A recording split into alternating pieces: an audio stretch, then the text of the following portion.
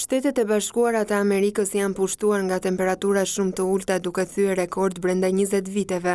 Vendi është mbërthyer nga ngrica të shumta të cilat kanë shkaktuar kaos.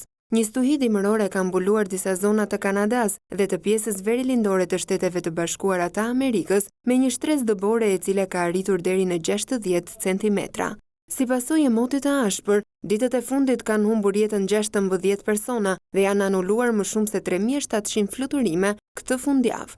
Shkollat në Chicago janë mbyllur pasi zyrtarët janë shprehur që banorët duhet të qëndrojnë në ambiente të mbyllura. Ndërkohë, një aeroplan nga Toronto rrëshqiti në dëbor ditën e diel pasi ul në aeroportin e New Yorkut. Megjithatë, nga ky incident nuk pati asnjë të lënduar. Sipas meteorologëve, temperaturat në veri të Shteteve të Bashkuara të Amerikës gjatë kësaj jave mund të shkojnë deri në -51 gradë Celsius, ndërkohë në Kanada mijëra banor kanë mbetur pa energji elektrike për shkak të problemeve që kanë sjellë rreshqjet e dendura të dëborës.